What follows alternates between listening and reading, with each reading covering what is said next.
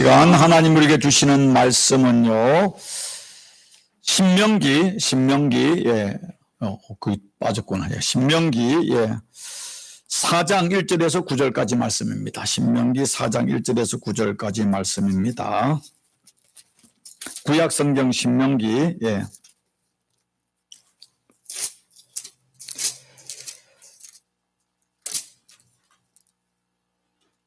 265쪽입니다. 265쪽 신명기 4장 1절에서 9절까지 말씀을 제가 봉독하겠습니다.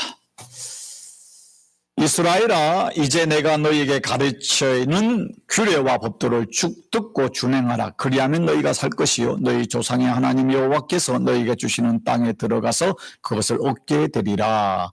내가 너희에게 명령하는 말을 너희가 가감하지 말고 내가 너희에게 내리는 너희 하나님 여호와의 명령을 지키라. 여호와께서 바알부올의 일로 말미암아 행하신 바를 너희가 눈으로 보았거니와 바알부올을 따른 모든 사람을 너희의 하나님 여호와께서 너희 가운데서 멸망시키셨으되 오직 너희의 하나님 여호와께부터 떠나지 않은 너희는 오늘까지 다 생존하였느니라. 내가 나의 하나님 여호와께서 명령하신 대로 규례와 법도를 너에게 가르쳤나니 이는 너희가 들어가서 기업으로 차지할 땅에서 그대로 행하게 하려 함인즉 너희는 지켜 행하라. 이것이 여러 민족 앞에서 너희의 지혜요 너희의 지식이라. 그들이 이 모든 규례를 듣고 이르기를 이 큰 나라 사람은 가연 지혜와 지식이 있는 백성이로다 하리라. 우리 하나님 여호와께서 우리가 그에게 기도할 때마다 우리에게 가까이 하심과 같이 그 신이 가까이 함을 얻은 큰 나라가 어디 있느냐. 오늘 내가 너희에게 선포하는 이 율법과 같이 그 규례와 법도가 공의로운 큰 나라가 어디 있느냐. 오직 너는 스스로 상가며 내 마음을 힘써 지키라. 그리하여 네가 눈으로 본 그 일을 잊어버리지 말라. 네가 생존하는 날 동안에 그 일들이 내 마음에 떠나지 않도록 조심하라. 너는 그 일을 내 아들들과 내 손자들에게 알게 하라. 아멘. 잠깐 기도합니다. 하나님 감사합니다. 오늘 또 한 번의 주일을 우리에게 허락하시고 또 무엇보다도 2024년 12월 마지막 달 첫 주 예배를 드리게 하심을 감사합니다. 이 시간 예배를 통해 하나님께 영광, 우리에게 큰 은혜가 되는 시간, 특별히 말씀의 은혜, 생명의 양식이 우리 안에 넘치도록 복의 은혜를 도와여 주옵소서. 전환자 입사를 주장해 주셔서 온전히 주의 말씀을 대언할 수 있는 성령의 기름 부으심을 소망하며 예수님 이름으로 기도드리옵나이다. 아멘. 자, 가슴에 손을 얹으시고, 여러분 좀 추워지시잖아요. 심장이 잘 뛰고 있는지 보시고 같이 시작. 나는 하나님이 사랑하는 존귀한 하나님의 아들이다. 믿습니까? 아멘. 자, 우리 손 한자 하시고, 자, 뭐라고 해야 되죠? 다 시작. 아하자. 나는 아름다운 하나님의 자녀. 믿습니까? 예, 믿습니다. 그렇게 담대하게 선포하면 추위도 떠나갑니다. 자, 오늘 설교 제목이 뭡니까? 큰 자가 뭐냐? 이대한 사람이다 라는 뜻인데요. 여러분은 이대한 사람입니까? 이대하지 않는 사람입니까? 이대한 사람입니까? 할렐루야. 저는 아직 이대한 사람은 아닌데 이대한 사람이 되고 싶습니다. 되고 싶습니다. 아니, 되어가고 있습니다. 되어가고 있습니다. 어떤 사람이 이대한 사람이고, 그러면, 큰 자의 반대가 뭡니까? 작은 자보다 더 작은 자도 있습니다. 근데, 자, 오늘 설교의 본문인 신명기 4장에 보면은 6절, 7절, 8절에 이런 말이 있습니다. 6절에 그들이 이 모든 규례를 듣고 이러기를 이 큰 나라 사람을 공동번역에 이대한 민족이라는데 큰 나라 사람은 가연 지혜와 지식이 있는 백성이로다 하리라. 또 7절에 우리 하나님 여호와께서 우리가 그에게 기도할 때마다 우리에게 가까이 하신 것 같이 그 신이 가까이 함을 얻은 뭐죠? 큰 나라가 어디 있느냐? 큰 나라가 돼야 오늘 내가 너에게 선포하는 이 율법과 같이 그 규례와 법도 법도가 공의로운 큰 나라가 어디 있느냐. 이 큰 나라란 말, 이 큰 나라를 개인적으로 큰 사람이고 이것을 공동 번역에서는 이대한 민족, 이대한 사람 이렇게 번역을 하고 있습니다. 그래서 오늘 설교가 큰 자, 또 이대한 사람 이렇게 제목을 적어봤습니다. 세상에는요, 우리 도덕적으로 윤리적으로 보면은 두 가지로 나눌 수 있습니다. 좋은 사람과 나쁜 사람 있지 않습니까? 그러니까 저 사람은 아주 bad해, 어떤 사람 저 사람은 good해 할 수 있습니다. good하다, 뭐 그렇게 할 수 있는데, 근데 good하다라는 말보다 더 좋은 말이 뭡니까? great. 야, you are so great 하면 그거는 대단하다, 이대하다. 만약에 여러분들이 목사님을 저를 향해서 목사님은 great preacher, great pastor, 할렐루야. 예, 예. 제가 정신사들이 되겠네. 예. 그런 말 하면 제가 기분이 나쁠까요? 좋을까요? 예. 저녁 안 먹어도 기분이 좋을까요? 나쁠까요? 배는 고파도 기분은 좋을 것 같습니다. 예, 그렇지 않습니까? 예, 사람이 그렇지 않습니까? 여러분의 우리 장로님께서 야, 편장님은 정말 great elder야 라고 하면은 장로님 저에게 정신 사줄까요? 안 사줄까요? 예, 장로님 great elder인 줄 믿습니다. 예, 그럼 이번 주 중에 뭐 장로님에게 정신 사셔야 돼, 이제. 사셔야 돼. 예. 자, 우리 저희 우리 한금숙 집사님 great 데이컨 집사님을 믿습니다. 예, 그러면 이제 다음 주에 사주셔야 돼. 할렐루야. 야, 좋습니다. 예, 또 누가 정신 사주고 싶습니까? 그럼 제가 해드릴게. 예? 송건사님, 예, 여러분 모두가 하나님 앞에 지금 그릿한 크리스찬인 줄 믿습니다. 예, 혹시 왜 나에게는 안 해준다 그 때문에 시험 들지 마시고, 예, 여러분 모두가 다 동일합니다. 예, 동일합니다. 자, 그런데 우리가요, 좀 그렇지 않습니까? 다 우리가 큰 사람, 다른 말로 키가 크거나 아니면 위대하다 할 때 위가 큰 게 아니라 우리가 정말로 위대한 사람, 위대한 크리스찬이 되고 싶잖아요. 나라도 역사에 보면은 흥망성쇠 어떤 나라는 큰 제국도 있었고 위대한 사람도 있었지만은 역사 속에 많은 위대한 사람들이 있지 않습니까? 그런데 세상에서는 보통 우리 말할 때 저 사람은 큰 사람이다, 위대한 사람이다 말할 때 어떤 데 학교를 나왔느냐, 또 박사 학위가 있느냐 없느냐, 또 회사에서 어떤 직책이 있느냐, 어떤 명예와 건세가 있느냐 이런 걸 가지고 뭐 크다 작다 많이 하지 않습니까? 아파트 평수가 몇 평이냐, 뭐 차가 어떤 차를 타고 있느냐, 뭐 이런 걸 가지고 이야기하는데 그게 아니라 세상 사람들이 보는 내적인 뭐 크고 작음도 있지만은 정말로 만물을 창조하시고 또 통치하시고 구원하시는 하나님의 입장에서 큰 자와 작은 자는 다르지 않습니까? 사실 사도 바울이나 예수님의 제자들이나 또 성경 구약에 나온 수많은 위대한 선지자들은요, 세상적으로 보면 참 작은 자들이었습니다.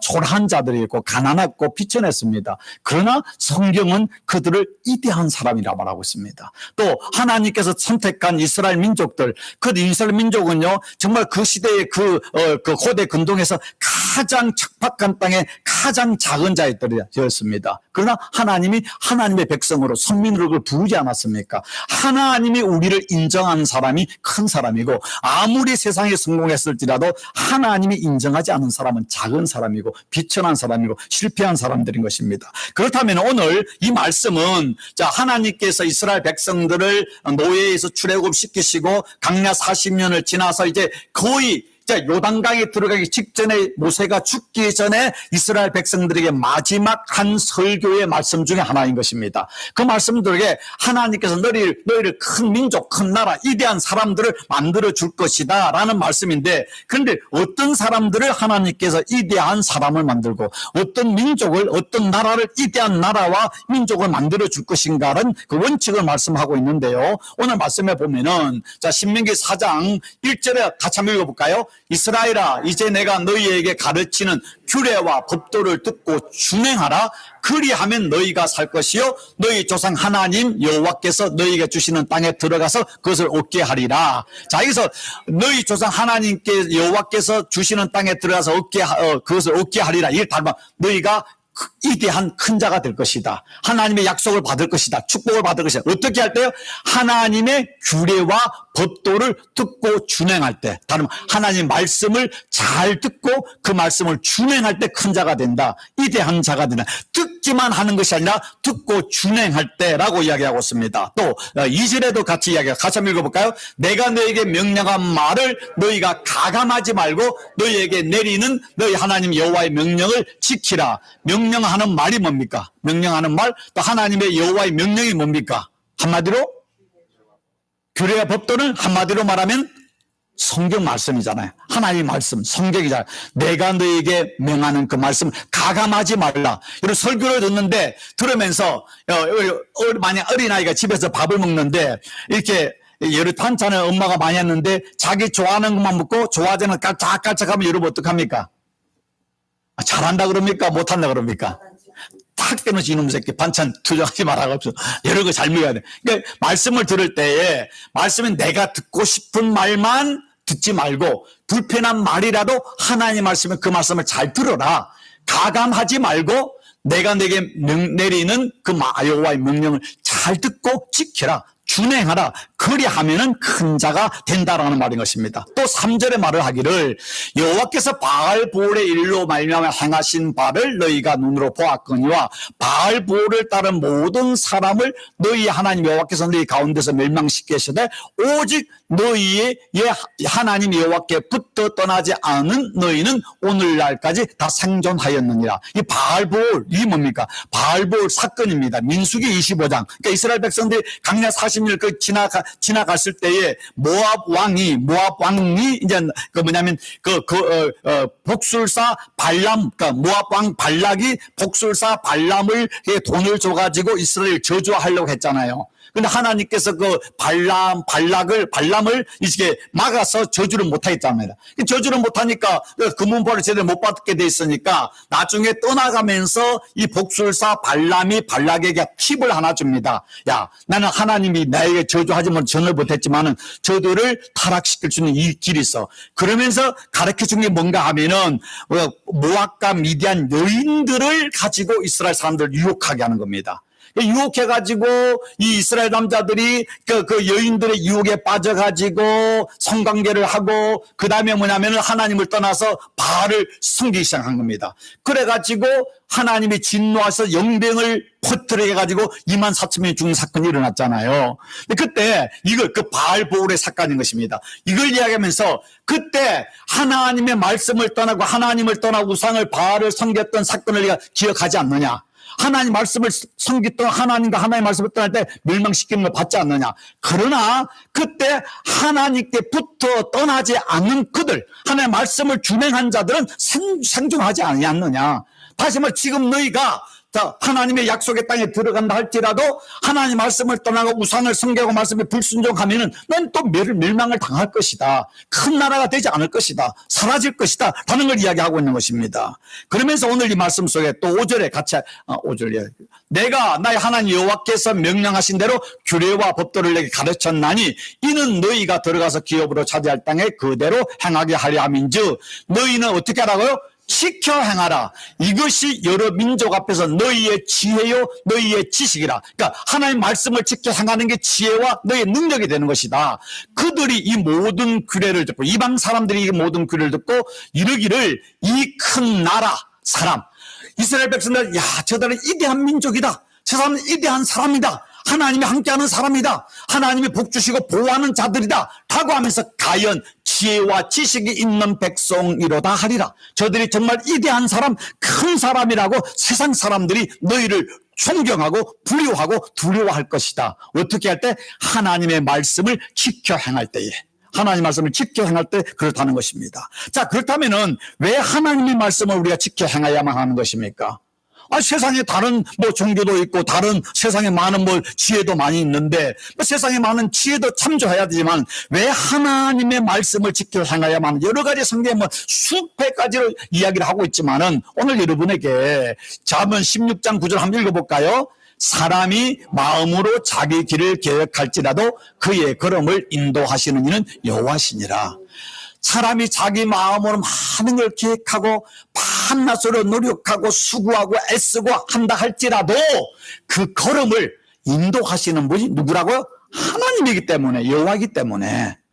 아무리 내가 노력한다고 내가 잘났다고 세상에 뭐 성공했다고 행복한 것도 아니고 그런다고 구원받는 것도 아니고 결국 우리 인생의 키는 열쇠는 누구에게 있다는 것입니까? 하나님께 있는 것입니다. 하나님께 있는 것입니다. 여러분의 미래도요, 물론 우리가 건강을 위해 노력도 하고 나름대로 준비도 하고 자식을 위해서 또 여러분의 또 뭐 가정을 여러 가지 할 수 있겠지만은 결국 우리가 뭡니까? 하나님, 내일 일은 난 몰라요? 장래일도 몰라요?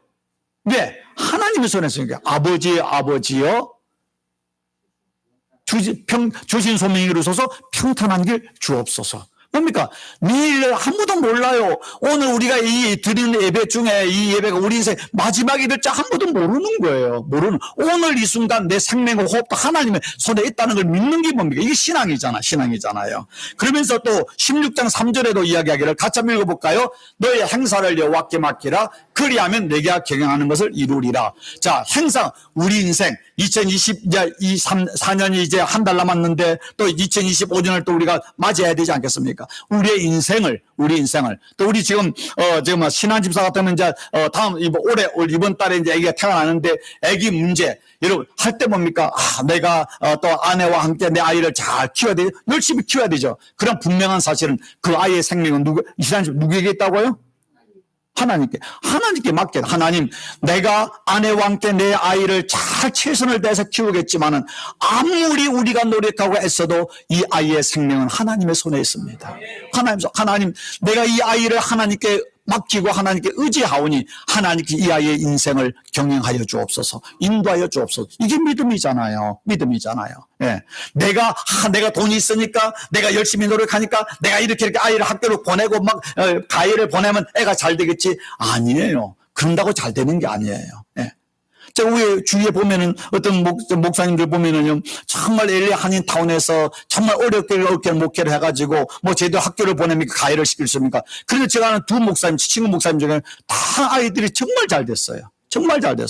왜? 하나님께 맡기니까. 가해하는 거 시킬 수도 없었어요. 근데 다 잘 됐어요.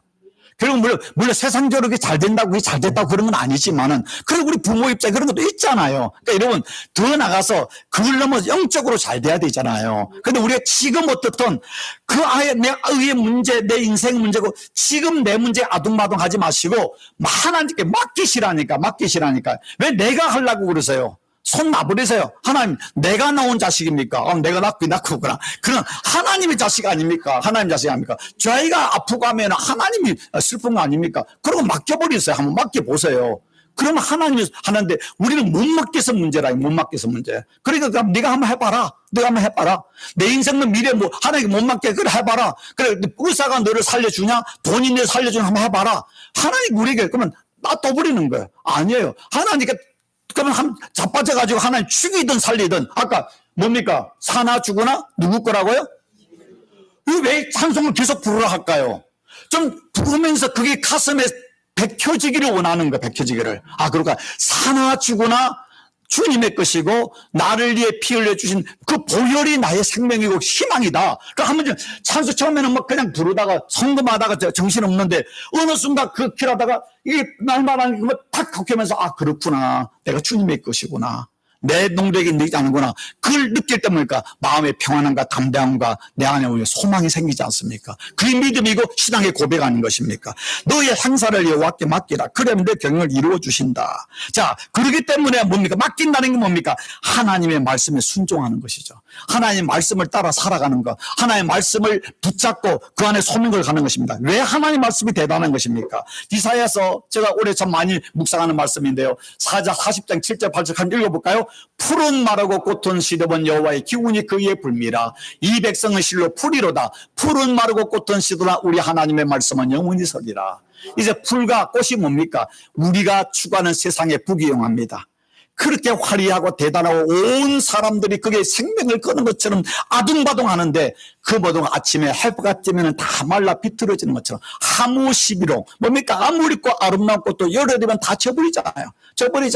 건불 10년 그렇게 하늘을 나는 새도들을 뛸 건설을 가진 사람은 10년도 되지 않아서 처참해지는 걸 감옥 가는 걸 얼마나 많이 봤습니까? 그러나 하나님의 말씀은 영원히 살리라. 하나님 말씀을 따라 살아가는 자는 영원히 살리라. 이런 말 아니겠습니까? 아니겠습니까? 베드로전서에서 베드로 사도는 또 이렇게 이야기했습니다. 너희가 거듭난 것은 썩어질 씨로 된 것이 아니요 너희가 구원받은 것은 세상에서 우리의 은하, 세상의 부귀영화나 성공이나 권력이나 지식으로 된 것이 아니라 썩지 아니할 씨로 된 것이니 살아있고 항상 있는 하나님의 말씀으로 되었느니라. 그러므로 모든 육체는 불과 같고 그 모든 영광은 불의 꽃과 같으니 풀은 마르고 꽃은 떨어지되 오직 주의 말씀은 세세토록 있도록 하였으니 너희에게 전한 복음 곧 이 말씀이라. 말씀만이 영원한 것입니다. 그 말씀을 따라 살아가는 자만이 위대한 자이고 말씀에 순종하는 것만큼 말씀에 생명을 올인하는 것만큼 우리가 위대한 사람이 되고 위대한 인생이 된다고 성경은 이야기하고 있는 것입니다. 자, 그렇다면 어떻게 살아가는 것이 하나님의 말씀에 순종하고 말씀을 따라 살아가는 것입니까? 유대인들은 구약을 연구했습니다. 그래서 구약 전체에서 하나님의 계명을 몇 가지를 하나님의 말씀을 몇 가지로 이렇게 만들었다고요? 몇 가지로요? 예? 장로님 틀리셨습니다. 예.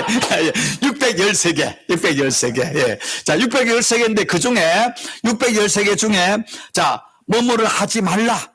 이렇게 원수를 미워하지 말라. 이렇게 하지 말라는 부정명령이 365개고, 그 다음에 뭐뭐를 하라. 사랑하라, 용서하라, 주의를 지키라, 하나님께 또 11조를 드리라, 또 감사의물을 드리라, 이런 또 하라는 명령, 긍정 명령이 248개. 그래 총해서 613개입니다. 그럼 우리가 하나 말씀을 규례와 법도를 지켜 듣고 행하라 했으니까 613개를 다 지켜야만이 위대한 사람이 되는 겁니까?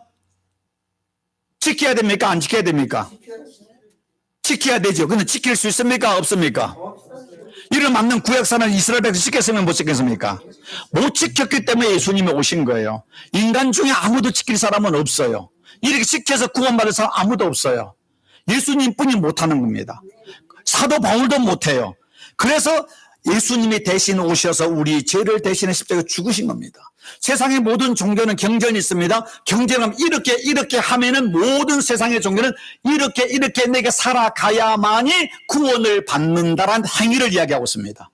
기독교는 그게 아닙니다. 우리는 지킬 수 없어서 우리 연약함을 내 예수님이 이 땅에 오셨고 예수님이 죽으시고 대속하심으로 구원을 받았고 그 구원받은 우리가 이제 말씀대로 살아가는 것은 하나님의 자녀가 되었으니까 영적인 성숙을 위해서 하나님께 칭찬과 영광을 받기고 영광을 돌려드리기 위해서 세상 종교는 구원을 받기 위해서 행하는 것이고 우리는 구원받은 은혜로 구원받은 은혜가 하나님의 자녀답게 그 은혜에 감사해서 지키는 겁니다. 차원이 다르죠.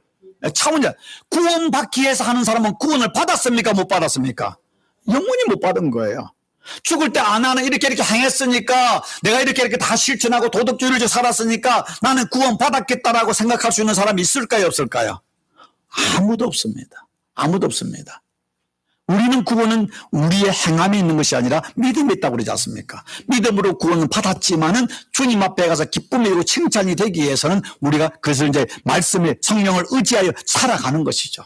그러니까 우리는 이미 구원받은 큰 자예요. 더 큰 자가 되기 위해서 우리는 살아가는 겁니다. 더 위대한 삶을 살아가는 것입니다. 그렇다면은 예수님께서 구약에 있는 모든 말씀을 뭉뚱그려서 하나님, 그러니까 말씀을, 요약한 말씀이 성경에 나오지 않습니까? 자, 오늘 말씀해 보면은요, 이건 뺐습니까? 예. 자, 성경에 예수님께서 성경 전체를 한마디로 딱 이렇게 씁니다.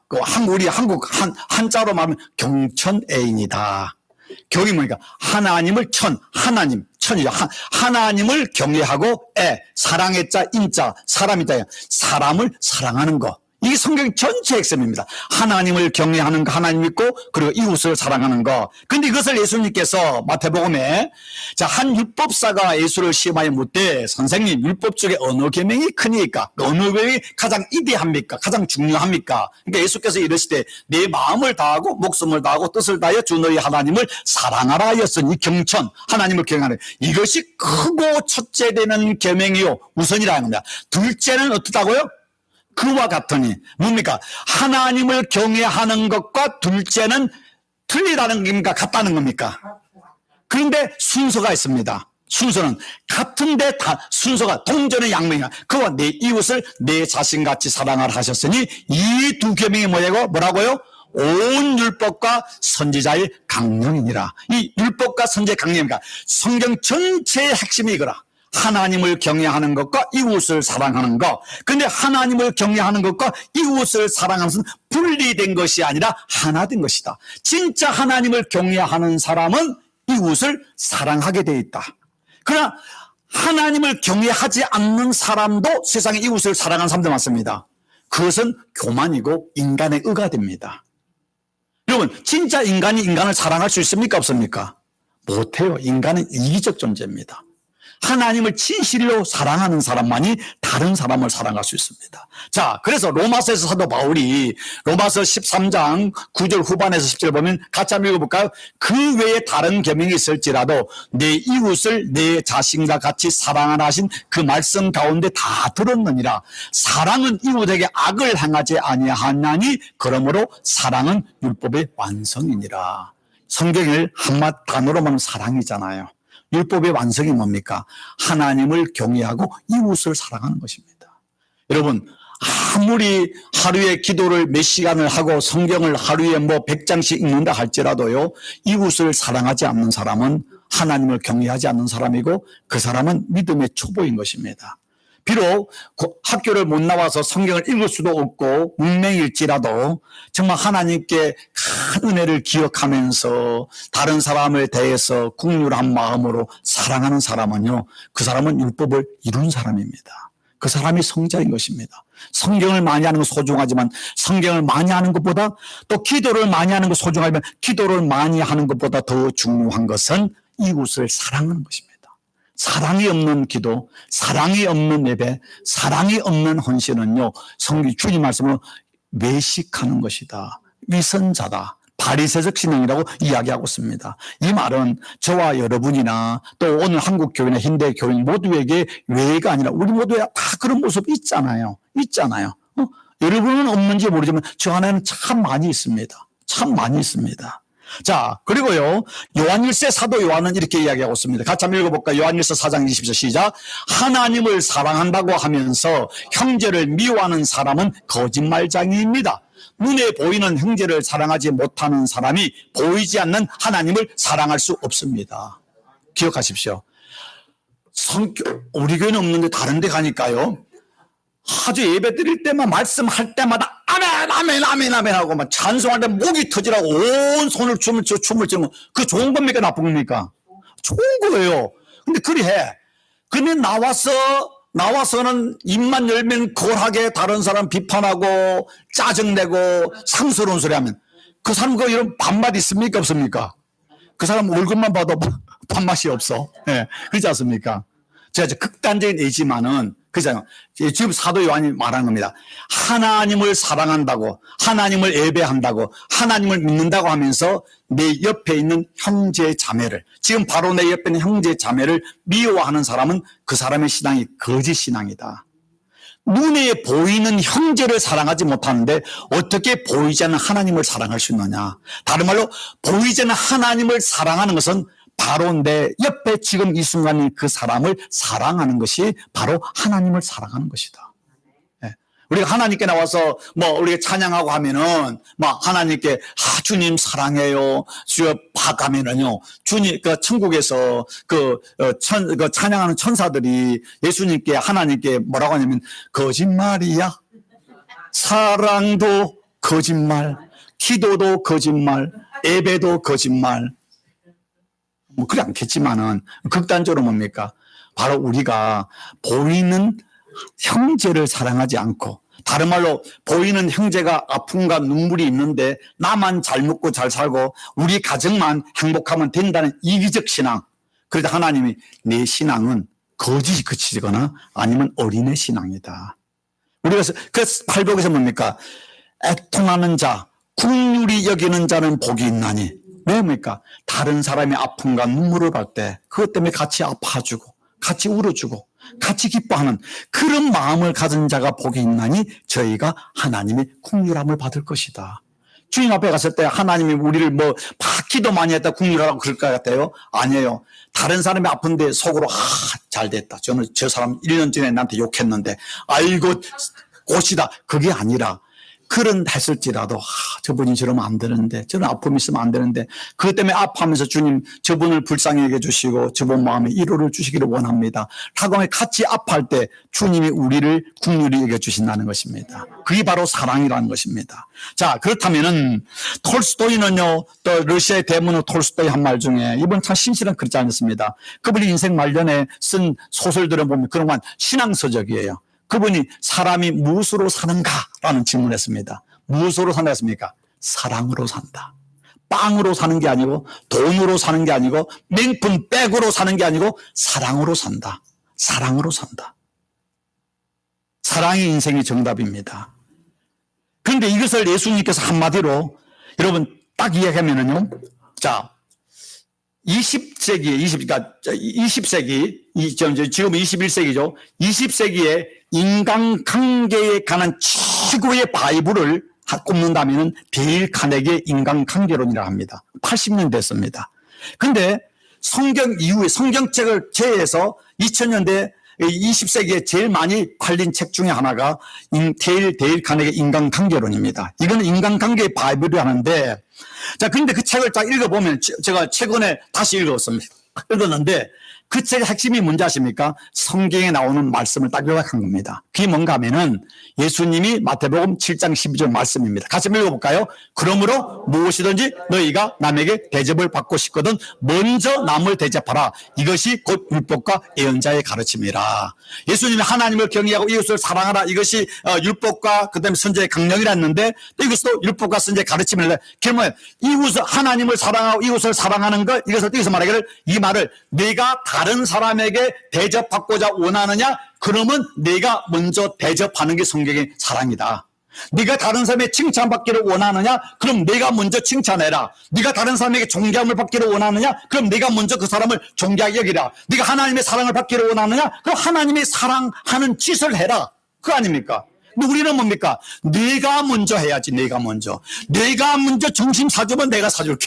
내가 먼저 칭찬하면 내가 할게. 우리는 뭡니까? 항상 죽을 때까지 내가 먼저. 부부관계 싸움이 왜 이러면 내가 먼저 해야지. 내가 먼저. 그러다가 죽을 때까지 못하고 꼴깍 가는 게 인생 아닙니까? 성경에 그게 아니고, 네가 하나님의 사랑과 은혜를 받았고 특권 하나님의 칭찬과 존귀한 자가 되기를 원하느냐? 그러면 네가 먼저 상대방 대접해라, 사랑해라, 용서해라. 그러면 그것이 돌고 돌아, 사랑은 부메랑입니다. 돌고 돌아서 다시 돌아올 때는 내게 이자가 붙여서, 복리가 붙어서 내게 오게 되어 있습니다. 여러분, 낱말은 기가 듣고 낱말은 새가 듣고 반말은 지가 듣는데 하지 않습니까? 여러분, 내가 혼자요, 정말 친한 저 사람이 입이 정말 무거운 사람이라고 해서 너만 알고 있어라고 하는 그 말이요 하고 한 달 지나면 온 한식을 다 퍼집니다. 좋은 말은요, 나쁜 말은요, 뻥튀기가 돼가지고 퍼지고요, 좋은 말은 그대로 퍼집니다. 그러면 결국 여러분이 늘 그 사람들이 여러분을 미워하는 거는요, 그 사람 욕하지 말고 내가 뿌린 것을 지금 거둔다 하고 희귀하십시오. 내가 잡초를 뿌렸으니까 잡초가 날 뿐입니다. 이제부터 내가 꽃씨를 뿌리면 꽃 열매가 맺히게 되지 않습니까?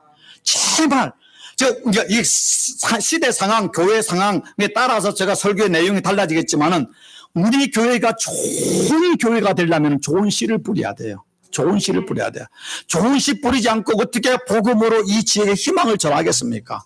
우리가 자꾸 독을 뿌리놓고 희망을 전하고, 독을 뿌리면 독 먹고 사람이 죽어요.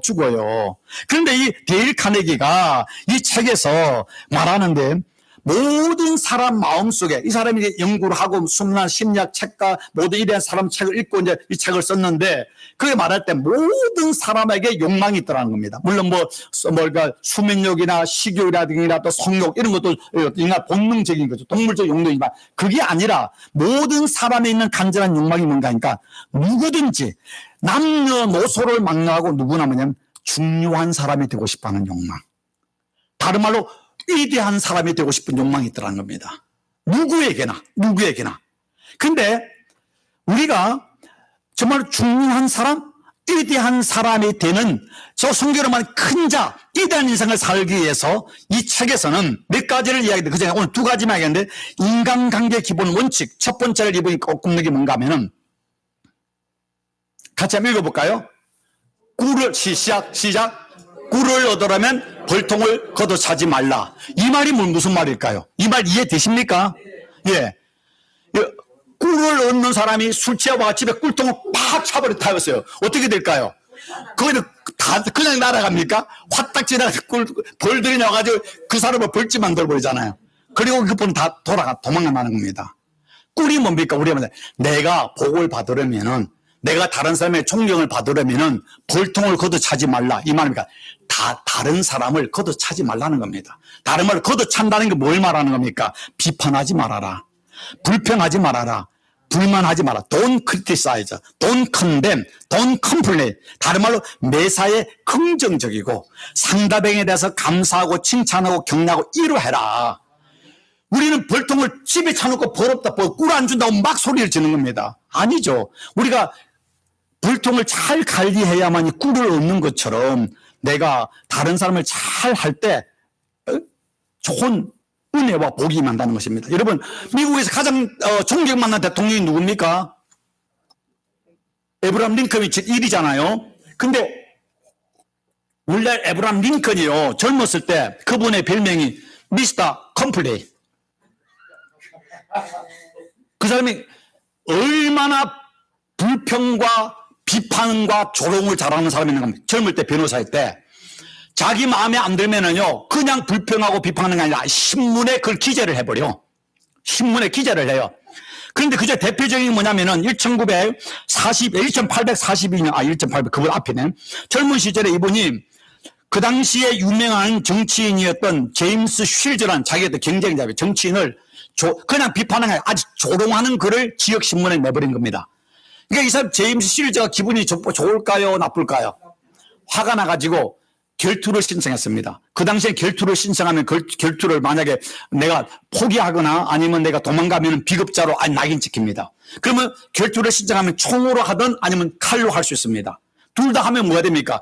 죽거나 한 사람은 완전히 이제 병신되는 거예요. 그런데 이 링컨이 뭘 하는 총 대신 칼로 하자 그랬습니다. 왜냐하면 링컨이 팔이 기니까. 그래, 미시피 강변에서 이제, 결투가 되고 많은 사람들이 막 모였습니다. 모였는데, 근데 링컨은 그래서 싸움을 잘 못해요. 그래, 이제 칼로 하다 칼이 어디 찔려가지고 죽을 수도 있고, 중상임을 쓰는데, 그 딱 싸움을 시작하는 순간에 극적으로 사람들이 화해를 해서 이제 싸움은 되지 않았습니다. 근데 이때 링컨이 엄청난 충격을 받은 겁니다. 내가 죽을 수도 있겠구나. 남을 비판하다가. 그래서 이 사람이 거기에서 깨닫고 전환점에서 그 이후로는 그 사람은 절대로 남을 비판하는 사람 바뀌어버린 거예요. 그렇게 불평을 잘하고 남을 조롱하는 사람이. 그래서 결정적으로 뭐냐면 1842년 남북전쟁이 있을 때 포토맥 전투라고 남북전에 아주 기로가 있을 때 그때에 이제 뭐냐면은 그 군대 장관 미드라는 사람이 있었는데 링컨이 지금 남군의 장군이 유명한 전설적인 미 장군이 건너기 전에 빨리 그를 사로잡아라 하고 했는데 이 명령을 대통령의 명령을 미드 장군이 불복종한 겁니다. 그러면서 그 말 리 장군이 건너감으로 인해서 전쟁이 또 그것만 잡았으면 전쟁이 끝날 수 있는데 그러면 링컨이 얼마나 화가 났겠습니까? 그 미드 장군은 여러분 같으면 어떻겠습니까? 당장 파이어 시켜버리잖아요. 그리고 했더니 감옥에 잡아내야 되잖아요. 그 자기 군군 통수권 대통령의 말에 불복종했으니까. 너무너무 화가 나고 너무너무 불이 나가지고 링컨이 편지를 쫙 썼습니다. 당신이 대통령의 명령을 거부해서 그 사람을 날수하지만 수많은 더 많은 사람을 추구해야 되고 고통해 하고 막 그렇게 쫙 썼잖아요. 근데 그 편지를 보냈을까요? 안 보냈을까요? 안 보냈습니다. 링컨이 죽고 난 뒤에 대통령 서랍에서 나왔습니다. 화가 나 썼긴 썼지만은 보내지 않았습니다. 그런데 미드 장군이 자기 잘못을 알았을까요? 몰랐을까요? 알았잖아요. 명령을 순종했으면 끝나는 전쟁을 못하잖아. 그것 때문에 절치부심하다가 이 사람이 완전히 바뀌어가지고 이제 정말로 전쟁에 공을 승겨가지고 남북전쟁을 이기게 하는 공을 세웠는데 그게 뭐냐면 그렇게 불평하는 링컨이 나중에는 아무리 화가 나고 힘난 일 있어도 불평하지 않고 정말 썩이는 써도 보내지 않고 놔둔다는 겁니다. 그게 그분을 위대한 대통령을 만드는 겁니다. 여러분이 위대한 인생, 세상적인 위대한 것이 아니라 정말 우리 하나님 앞에서 위대한 인생을 살기를 원하면요, 절대로 남을 비판하지 마세요. 다른 걸 뒷담화 까지 마세요. 뒷담화 까지 마세요. 차라리 깔라면 앞담화 까세요. 그 사람 앞에 있는데 차라리 욕하시라니까. 뒤에서는 하지 마세요. 비겁한 거고 치사한 거고요. 우리가 크리스찬으로 하나님 불리면 백성으로 자존심 상한 일이에요. 사단이 하는 짓 아닙니까? 마귀가 하는 짓을 왜 우리가 합니까? 우리는 존귀한 자들인데 하나님의 백성인데 자존심 좀 지키라니까. 자긍심을 좀 지키시라니까요. 여러분 이런 말 했습니다. 이 책에 보니까 입술의 30초가 가슴에서 30년 된다. 한순간에 내가 30초 동안 뱉은 말이 그 사람 가슴에는 30년 동안 원한이 맺힌다는 겁니다. 무섭지 않습니까? 정말 이 말을 알고 우리가 우리가 교회는 정말로 성도들의 프라이버시, 다른 사람 약점이 있으면 기도해주고 덮어줘야지 절대로 좀 세상 말로 까발리지 마세요. 사랑은 덮어주는 겁니다. 덮어주는 겁니다. 제가 여러분과 같이 있을 때 이야기 많이 하니까 이런 거예요. 목사님 왜 저렇게 퉁명스럽고 말도 안 할까? 왜 안 하는지 아십니까? 바람이 실수할까봐. 목사가 여러분을 비판하지 말랐는데 내가 그럴 수 있어요. 말하다 보면 실수 나오잖아요. 차라리 침묵하는 게 나으니까. 예. 그래, 여러분 할 때 말 때 안타까울 때, 아이고, 저런 말 좀 저 성님이 안 하면 좋을 것 같은데. 그다음 그냥 말하면 내가 그 사람 비판하는 거 되잖아요. 그 말도 못하고. 설교를 할 때 여러분들이 까는 거지. 예, 까는 거 아니고요. 예, 여러분의 이건 하나의 말씀을 하는 거고. 두 번째, 마지막입니다. 마지막 이분이 세 가지 중요한 걸 두 가지만 얘기하는데 같이 읽어볼까요? 칭찬하라. 칭찬은 무쇠도 녹인다. 이분 이야기입니다. 진짜 세상에서 존귀한 사람, 인간관계의 달인은 비판하는 게 아니라 상대를 이루하고 격려하고 칭찬하는 사람이에요. 칭찬은 무쇠도 녹인다. 이 한국말로 말하면 말 한마디가 천냥빚을 갚는다. 다른 말, 말 한마디 잘못하면 천냥빚, 100만 불을 빚지는 것과 똑같은 겁니다. 이 칭찬이 중요하다는 것입니다. 여러분, 세상에서요, 정말로 칭찬 잘하는 사람은 어디도 가서 인정받습니다. 제가 이번에 이제 저희 추수감사절 우리 친구 목사님 내가 저희 집 와서 3박 4일 있다 가셨는데, 저번에 설교도 우리 함택 목사님, 이제 캘리포니아 계시다 이쪽 이사를 한다 온 이유가 뭐냐면, 중남미 선교 가려면 델타 공항이 좋잖아요. 왔다 갔다 하기 또 LA는 비싸니까 이쪽으로 이사를 오셨는데, 저희가 같이 있는데, 그 내부를 보면서 제가 많이 배우는 겁니다. 이분들은 칭찬을 잘해. 감탄을 잘해. 내가 그 정도 생각하면서 내가 부족한 거니까 내가 하면서, 근데 저건 내가 좀 많이 배워야지. 자꾸 모든 게 수습이잖아요. 참 그걸 내가 많이 배우고 또 같이 하면서 많이 대화를 하면서 서로 위로가 되었는데요. 정말 사람이요, 칭찬하고 긍정적인 사람 만나면 행복하고요, 힐링이 되고요, 또 만나고 싶고 그립고요, 사랑이 됩니다. 만날 때마다 불평하고 원망하고 짜증내고 비판하는 사람은 생각만 해도 꿈에 나올까 봐 그거 겁나잖아요. 그렇잖아요. 그렇지 않습니까? 여러분, 정말 칭찬은 무쇠도 녹인다. 칭찬하면 고래도 춤추다 그러지 않습니까? 정말 칭찬하는 사람 옆에 사람들이 뭐예요? 칭찬하면요, 향기가 나오면은요, 꼭 벌들이 오고요, 벌이 오면 꿀을 만들어요. 그 꿀이 내게 온다니까요. 여러분 기억하십시오. 절대로 다른 사람 비판하지 않고, 그러나 우리 교회 모든 성도들이 다른 사람을 격려하고 또 위로하고 용서하고 칭찬하는 그런 칭찬의 달인이 되기를 주의 이름으로 축원합니다. 칭찬하면은요, 분명히 여러분 이 세상에서 하나님 복 받기 전에 사람 복 받습니다. 세상의 복이 아니라 또 하나님이 그 사람의 복 주고 그 사람을 하나님 들어 사용하게 되어 있습니다. 분명히 하시고, 여러분, 저와 여러분이 세상적으로 위대한 사람이 아니라 하나님 보시기에 위대한 사람, 큰 사람, 세상 사람들에게 예수의 희망을 전하고 하나님의 사랑을 전하는 사람이 되기 위해서 비판하는 사람이 아니라 칭찬하고 격려하는 아름다운 입술, 아름다운 인생, 아름다운 신앙의 성도가 되기를 주의 이름으로 축원합니다. 기도하겠습니다. 좋으신 하나님 감사합니다. 하나님, 정말 우리가 큰 사람, 위대한 사람이 되기를 원합니다. 세상에서 성공하고 부귀영화를 누리는 그런 사람이 아니라 하나님의 나라에서 큰 사람이 되고 하나님이 인정하는 위대한 크리스찬이 되기를 원합니다. 그러기 위해서 말씀에 순종하는 자, 하나님을 경외하고 이웃을 사랑하는 자, 다른 사람을 비판하고 불평하는 것이 아니라 칭찬하고 격려하는 아름다운 입술, 아름다운 삶이 되기를 원합니다. 우리 힘으로 부족하오니 기도할 때 성령께서 도와주셔서 어제보다 오늘이, 오늘보다 내일이 우리의 언어가 바뀌고 우리 인격이 바뀌고 우리 신앙이 바뀌고 우리 인생이 바뀌는 거룩한 하나님의 축복의 백성들은 복을 도하여 주옵소서. 예수님 이름으로